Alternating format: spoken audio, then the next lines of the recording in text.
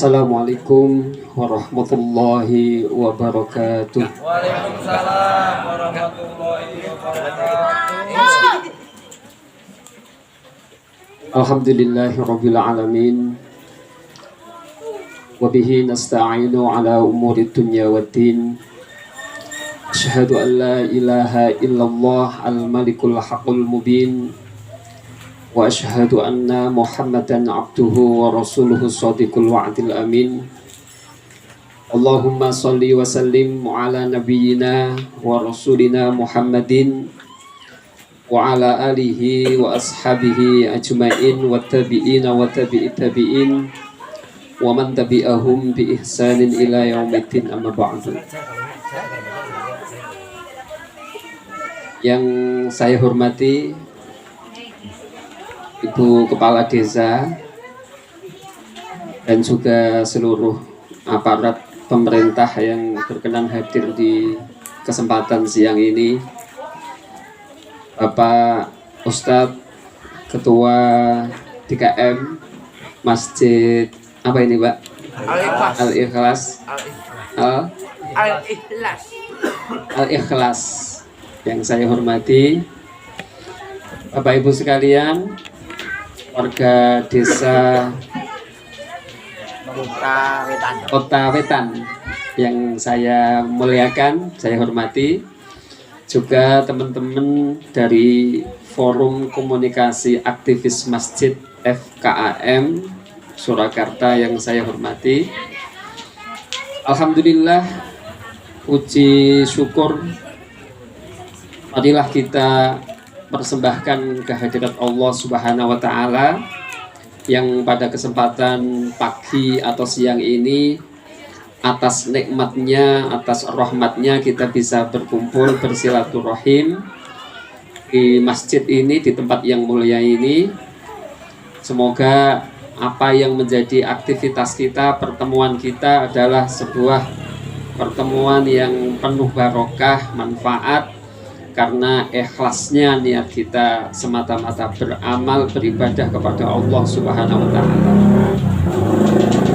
Bapak Ibu sekalian yang saya hormati, saya pertama di sini mewakili seluruh jajaran pimpinan Forum Komunikasi Aktivis Masjid FKM yang kantornya ada di Surakarta, dan juga seluruh teman-teman SAR FKM Surakarta mengucapkan terima kasih kepada Bapak Ibu sekalian, karena kami diberi kesempatan, diberi waktu untuk bersama-sama beramal di tempat ini. Kami semua bersyukur bisa hadir di sini, bisa berkarya di sini, dan ini memang sudah menjadi aktivitas kebiasaan kita, program-program kita selaku lembaga dakwah dan sosial. Jadi Bapak Ibu sekalian, FKM itu adalah lembaga dakwah dan sosial. Kita adalah para aktivis masjid, khususnya di Solo dan sekitarnya, dan sekarang sudah memiliki berbagai cabang kepengurusan di 27 kota, Pak. Yang belum mungkin Cianjur belum punya gitu. Ya. Kita sudah ada cabang di Brebes, ada Cirebon, ada yang arah barat, lainnya di Jawa Timur dan sebagainya. Jadi sekali lagi saya ucapkan terima kasih diberi kesempatan untuk bisa beramal di sini. Kemudian yang kedua, kami juga meminta doa Bapak Ibu sekalian agar kita, para aktivis ini, para relawan ini senantiasa diberi istiqomah oleh Allah, diberi hidayah oleh Allah. Jadi orang-orang yang terus istiqomah beramal untuk sesama, untuk kepentingan-kepentingan bersama. Doa panjenengan ini akan jadi kekuatan kita, akan jadi semangat kita, dan agar kita terus maju berkarya, berkembang demi kemaslahatan bersama. Kemudian selanjutnya ini ucapan saya selaku ketua FKM ya, dan mohon maaf saya terpaksa memang bahasa Indonesia dan nggak terbiasa bahasa Indonesia sebetulnya Pak ini. Biasanya kalau di rumah bahasa Jawa. Yeah. Saya juga nggak mudeng, nggak paham dengan bahasa panjenengan. Makanya Bu Kepala Desa tadi banyak bicara yang lucu-lucu, saya juga nggak mudeng ini apa lucunya. Ya saya ikut tertawa saja daripada nggak tertawa. Tapi nggak mudeng ini yang dibicarakan apa. Cobain bahasa Jawa, cobain bahasa Jawa. Bahasa Jawa nggih pripun nggih? Jenengan boten paham nggih.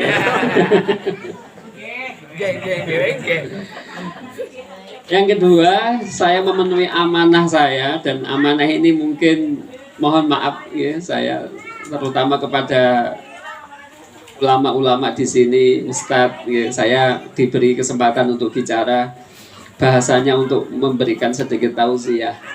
Ya bukan tausiah, kalau tausiah terlalu tinggi Ustadz.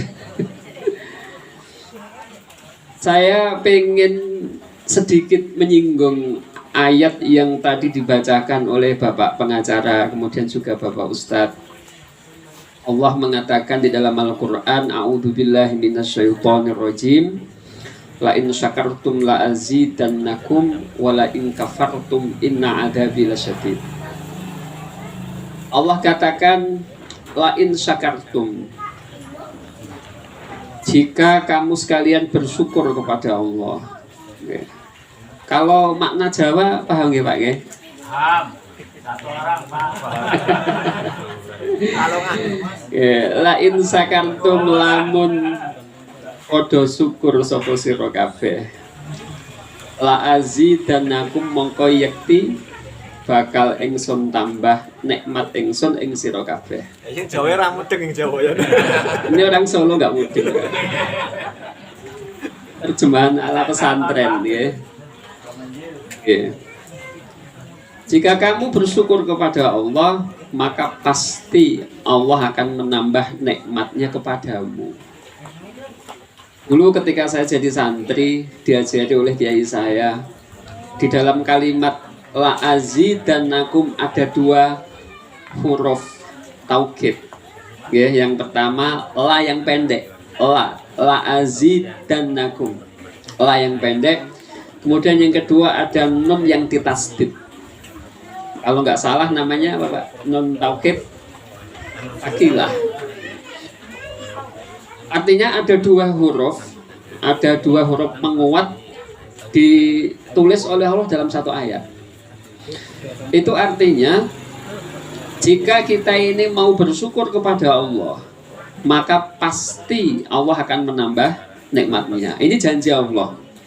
Jika kita bersyukur kepada Allah, maka pasti Allah akan menambah nikmatnya. Kalau panjenengan kita diberi nikmat makanan, minuman, diberi rezeki oleh Allah, bisa makan, bisa minum. Kalau disyukuri, kita bersyukur kepada Allah, maka Allah akan menambah nikmat tersebut. Yakin saja, janji Allah pasti ditambah.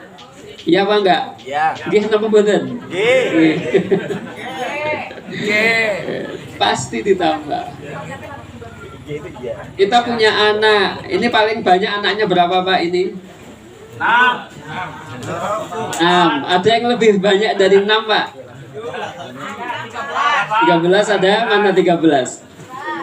Jadi rekor tertinggi 6 nggih Pak nggih. Ya, sama saya Pak, saya juga 6 Pak anak saya. Yeah. Ada yang 7 pundi?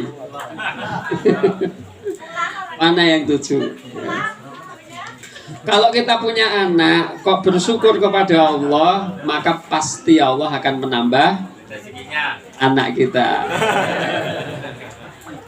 Kalau kita punya istri Pak, satu bersyukur kepada Allah, pasti akan ditambah istrinya. Oh nggak boleh Bu ya? Oh satu saja Pak, nggak boleh double. Kalau urusan tambah istri itu bapak-bapak yang semangat, ibu-ibu yang komplain.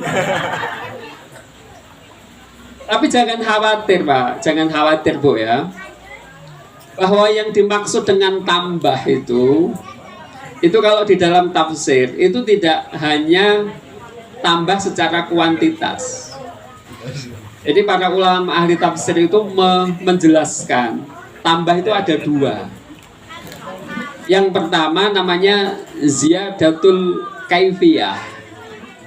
Ada pertambahan secara kualitas. Kaifiyah itu kualitas, bagaimananya.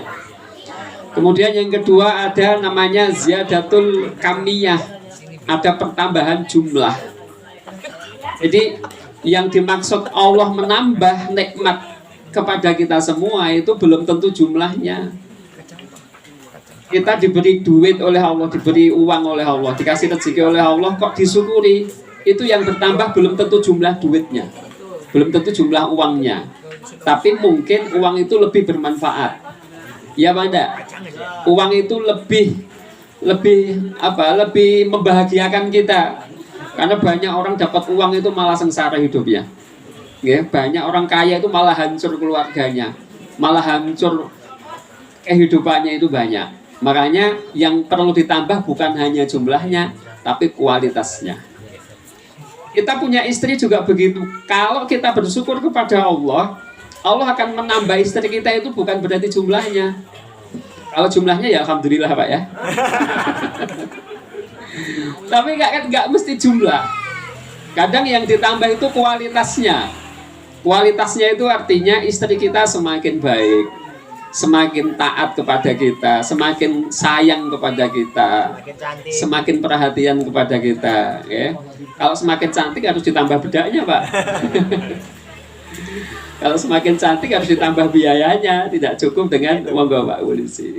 Tidak cukup hanya dengan didoakan. Tapi intinya syukur itu memang harus kita lakukan dalam keadaan dan situasi yang bagaimanapun. Bahkan kita dalam situasi yang susah, dalam situasi yang kena bencana, dalam situasi yang gembira, syukur itu tidak boleh lepas dari hati dan ucapan kita. Saya pernah baca di dalam kitab judulnya Nasoihul Ibad, tulisannya Syekh Nawawi Al-Bantani. Nawawi Al-Bantani itu nggak jauh dari sini ke rumahnya. Hanya Banten gitu. Beliau ulama asli kelahiran Jawa, berkembang keilmuannya sampai menjadi ulama besar di Saudi Arabia. Beliau punya tulisan kurang lebih 200 kitab, semuanya bahasa Arab dan gundul. Semuanya bahasa Arab, nggak ada yang bahasa Indonesia. Di Nasoihul Ibad, Syekh Nawawi Banten itu, beliau menuliskan sebuah riwayat. Riwayatnya annahu kharaja Rasulullah sallallahu alaihi wasallam ala ashabi. Suatu hari Rasulullah sallallahu alaihi wasallam itu keluar menemui para sahabatnya. Ketika ketemu dengan sahabatnya, Rasulullah bertanya, "Kaifa asbahtum?" Kaifa halih kaya apa asbahtum? Manjing waktu esok sapa sira kabeh. Bagaimana kabarmu pagi ini? Maksudnya begitu. Bagaimana keadaanmu pagi ini? Baik apa enggak itu? Dengan ditanya hari ini bagaimana kabarnya, baik apa enggak itu? Baik. Sudah makan apa belum, Mbak? Sudah. Kurang 2 kali ya. 2 kalinya Pak. Okay. Para sahabat kemudian menjawab, asbahna mu'minina billahi ya Rasulullah. Ya Rasulullah, kami di waktu pagi ini itu masih iman kepada Allah. Masih iman ya Rasulullah, aman gitu. Nek jawaban kita, bagaimana kabarmu? Aman ya Ustadz itu. Aman. Asbahna mu'minina billah. Kita ini masih beriman kepada Allah. Kemudian Rasulullah bertanya lagi, wa ma alamatu imanikum? Wa ma alamatu imanikum, apa yang menjadi tanda imanmu? Kok wani ngaku-ngaku iman ki tandane apa? Itu nek Jawa. Kok berani kita ini mengaku iman itu tandanya apa? Wa ma alamatu imanikum? Apa bukti imanmu? Kemudian para sahabat menjawab, pertama, naskuru ala rokhok. Ya Rasulullah, kita ini masih bersyukur atas nikmat-nikmatmu ya Rasulullah. Atas nikmat-nikmat Allah ya Rasulullah, ngapunten. Kita masih senang, masih bersyukur dengan apa yang diberikan oleh Allah kepada kita hari ini. Kemudian yang kedua, wa nasbiru alal bala. Para sahabat menjawab, kita ini masih iman ya Rasulullah karena kita ini masih sabar menghadapi musibah. Oke, berarti kan mafhum khilafahnya kalau kita nggak sabar menghadapi musibah, berarti imannya cacat. Iya apa enggak? Artinya apapun yang terjadi pada diri kita, kesusahan apapun, kekurangan makan, kekurangan tempat tinggal, atau sakit, atau apapun yang terjadi, maka ketika kita bersabar, sabar itu artinya kita menahan, tetap jadi orang baik, tetap jadi orang bertanggung jawab, walaupun terkena musibah kayak apapun, maka itu menjadi tanda kita itu imannya masih aman. Imannya masih aman. Nasbir alal bala. Kemudian yang ketiga para sahabat menjawab, kami ini masih beriman ya Rasulullah karena kita ini narodha alal qadha. Kita ini masih ikhlas, masih ridho, masih senang atas apa-apa yang telah ditetapkan oleh Allah kepada kita. Jadi Bapak Ibu sekalian, orang disebut imannya sempurna itu kalau dalam hatinya masih ada rasa syukur, ada rasa sabar, kemudian ikhlas menghadapi segala kehidupan. Sudahlah, apapun yang terjadi diterima begitu saja, ikhlas lillahi ta'ala. Itu akan menjadi indikasi kita ini mulia di hadapan Allah. Itu mestinya yang dilakukan oleh orang-orang yang beriman. Kalau para ulama ditanya, mengapa orang itu harus sabar menghadapi musibah? Jawabannya ada dua. Yang pertama, musibah itu kadang-kadang adalah jalan Allah untuk menghapuskan dosa-dosa kita. Oke. Mungkin ada kesalahan, ada dosa yang kita nggak sadar, atau kita belum mampu untuk menghapusnya dengan amal-amal kita, maka dengan kasih sayangnya Allah menurunkan bencana. Dengan bencana itu Allah membersihkan kesalahan kita. Makanya biasanya orang kalau sehabis terkena bencana akan tersontak kesadarannya. Napa betul? Iya apa enggak, Pak? Biasanya begitu, Pak. Biasanya begitu. Walaupun di tempat-tempat yang lain, bukan di sini, di tempat-tempat yang lain, setelah bencananya habis, ya kembali lagi ke perbuatan-perbuatan yang menyimpang itu juga banyak. Tetapi kita sebagai seorang mukmin, bencana ini, musibah ini menjadi pelajaran bagi kita bahwa ada kesalahan yang mesti kita harus kembali ke kebenaran. Ada kesalahan yang kita nggak tahu, yang tahu hanyalah Allah. Makanya setiap pertama kali orang terkena musibah, yang dilakukan adalah istighfar, bertobat kepada Allah. Itu yang pertama. Kemudian yang kedua, musibah itu kadang-kadang diturunkan oleh Allah kepada kita. Tujuannya adalah untuk meninggikan derajat kita di hadapan Allah. Bukan artinya kalau kita terkena musibah banyak dosa, belum tentu. Belum tentu, Pak. Makanya ada yang protes, kenapa yang kena bencana kok di gunung-gunung, di tempat-tempat yang itu sepi dari kemaksiatan. Kenapa tidak di kota-kota besar? Perjudian merajalela, perzinaan merajalela, kemaksiatan merajalela. Kalau malam orang minum-minuman, orang tari-tarian di klub itu nggak pernah selesai. Ngapain mereka nggak dibantai saja sama Allah? Ngapain tidak diturunkan bencana? di desa-desa. Kenapa? Ya karena jawabannya bencana itu kadang-kadang memang tidak identik dengan dosa. Bencana itu diturunkan oleh Allah kadang-kadang untuk meninggikan derajat kita di hadapan Allah. Yang terakhir, kalau kita ini mau menjadi orang-orang yang dicintai oleh Allah, maka tiru Nabi Ibrahim, Pak. Nabi Ibrahim itu punya julukan Khalilullah, orang yang dikasihi Allah. Nabi Ibrahim mendapatkan julukan kekasih Allah itu karena 3 hal. Yang pertama, Nabi Ibrahim itu mutlak taat kepada Allah. Itu disebutkan oleh Syekh Nawawi dalam kitabnya. Mutlak taat kepada Allah, diperintah apa saja Nabi Ibrahim itu taat. Bahkan diperintah untuk menyembelih anaknya saja itu manut itu. Apalagi hanya urusan sholat, urusan jamaah, urusan berbuat baik, itu sudah lulus, Pak. Yang pertama itu mutlak taat kepada Allah. Yang kedua, Nabi Ibrahim itu disebut kekasih Allah karena Nabi Ibrahim itu tidak pernah mengeluh dengan semua kehidupan yang menimpa kepada beliau. Jadi seneng yo diterima dengan baik, susah yo pokoknya dijalani dengan santai. Nggak usah stres, nggak usah banyak pikiran, terus pokoknya dilakoni gitu aja, dijalani gitu aja ya, dijalani gitu aja, nggak terlalu banyak pikiran.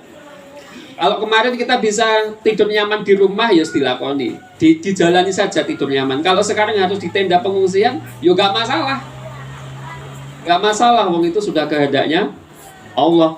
Bisa ngapain saya? Bisa berbuat apa saya?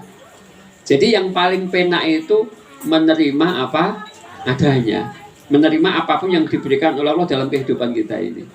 Nah itu penting, okay? Jadi kecerdasan batiniah yang mesti kita bangun di saat-saat susah seperti ini. Kemudian yang ketiga Nabi Ibrahim itu nggak pernah makan kecuali bersama dengan tetangganya. Artinya Nabi Ibrahim itu senang beramal, senang bersedekah, senang membagi rezekinya. Bahkan dalam sejarah ketika Nabi Ibrahim itu di Mesir kaya, rumahnya itu dibangun dengan penuh pintu, Pak. Jadi di samping kanan banyak pintu, di samping kiri banyak pintu, di depan banyak pintu. Pakaian beliau banyak kantong. Kenapa? Banyak pintu itu maksudnya kalau ada orang lewat di sebelah kanan, pintunya itu kan terbuka.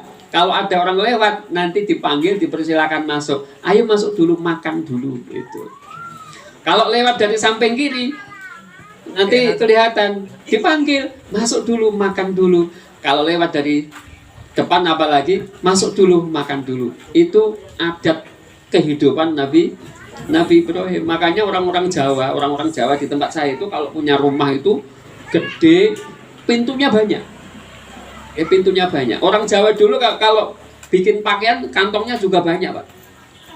Kantongnya juga banyak. Di sini kantong, di sini kantong. Isinya duit kecil-kecil sama makanan. Kalau ada anak-anak dikasih, kalau ada pengemis dikasih itu. Pakaiannya jenengan sekarang nggak ada kantongnya, Bu. Oke. Saya baca sejarahnya Kiai siapa itu? Kiai Mahros Ali.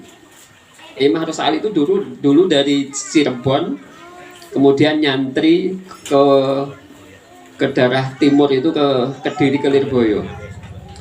Beliau itu jadi ulama besar kan. Beliau itu sejarahnya berangkat dari rumah itu mau mondok itu, semua kantong dipenuhi makanan, bawa makanan banyak. Ketika sampai di pesantren itu dibagikan sama teman-temannya, dibagikan sama teman-temannya. Jadi dermawan, saling suka membantu orang lain, suka menolong orang lain. Itu tradisi kehidupan para nabi dan para ulama. Makanya kita di FKM ini berusaha untuk meniru para nabi dan meniru para ulama. Ketika kita ini bisa membantu, kita akan membantu. Kalau ketika kita tidak bisa bantu, kita akan carikan bantuan, Pak. Jadi kalau bahasa hadisnya itu tahmilul kala wa taksibul makduma. Oke, Bukhari itu.